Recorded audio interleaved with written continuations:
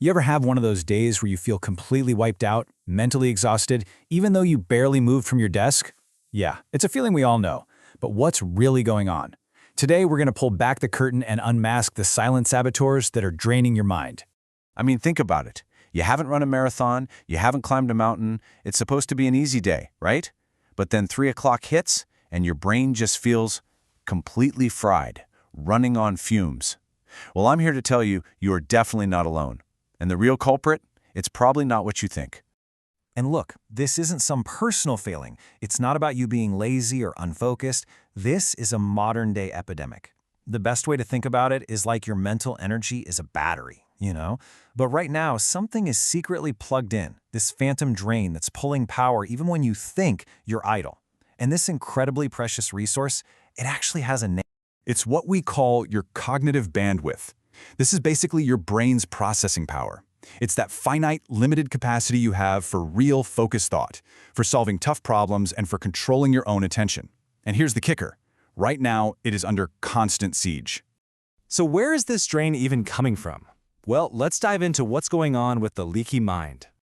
But here's the crucial thing to understand. This isn't just some natural leak that happens over time. No, it's an active drain. It's being caused by these silent saboteurs that, frankly, we've kind of welcomed into our daily lives. They just hum along in the background, chipping away piece by piece at our ability to focus. All right, so it's time to meet these saboteurs. But the main culprit, it isn't a single person or some evil company. It's actually a process that every single one of us is a part of. Yeah, you heard that right. Every single day, your brain is being actively trained. And most of the time, it's happening without your consent, maybe even without you realizing it at all. It's being rewired to behave in a very specific and very, very draining way.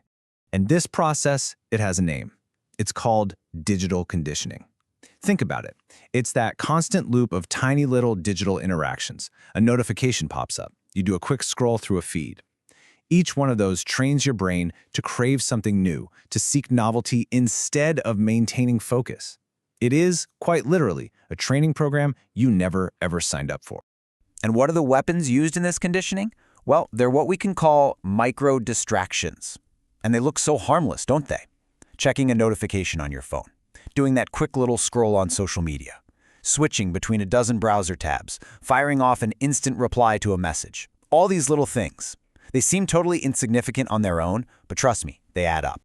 Just how much do they add up? Well, think about this. On any given day, you might be making over 300 of these tiny little digital shifts. 300. Each one is like a little tap on the shoulder, pulling you away from whatever you were just doing.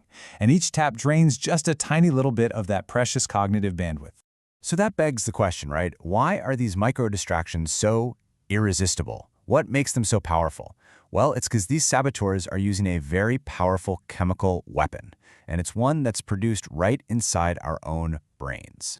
And that chemical, of course, is dopamine.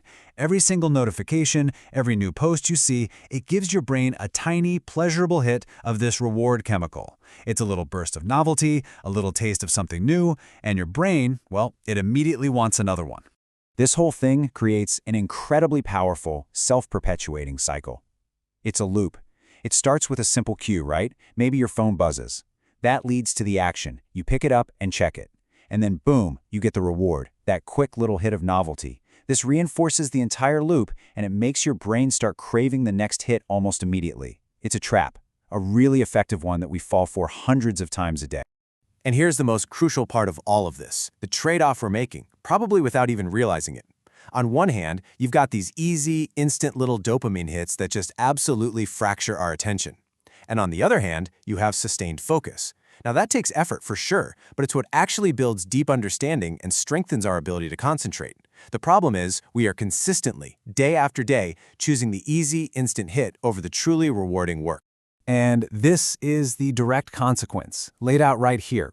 The more you give in to those micro-distractions, the less cognitive bandwidth you have left over for what matters. It's a perfect inverse relationship. Think of it like a mental seesaw. As one side goes up, the other side has to come down.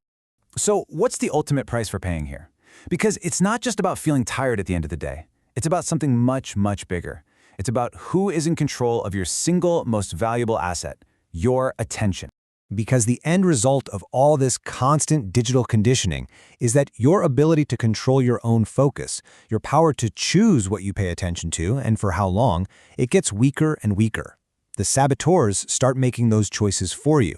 Your attention, in a very real sense, is no longer truly your own. But you can fight back. This isn't a lost cause, and the most powerful first active defense is actually incredibly simple. It's awareness. Just noticing the loop when it's happening, just understanding the trade-off you're making in that moment, that is the first giant step to reclaiming control. And this really just sums it all up, doesn't it? The ultimate saboteur of the mind isn't the technology itself. It's the one we've been conditioned to just invite right in. The real enemy is the set of habits we've come to accept as totally normal. We're literally inviting the saboteur into our minds every single time we unconsciously reach for our phones. So I'm just going to leave you with this one final question to think about. In a world that is literally built to profit from your distraction, what is one single hour of your unbroken, focused attention truly worth? Really think about that. Because the answer, it might just change everything.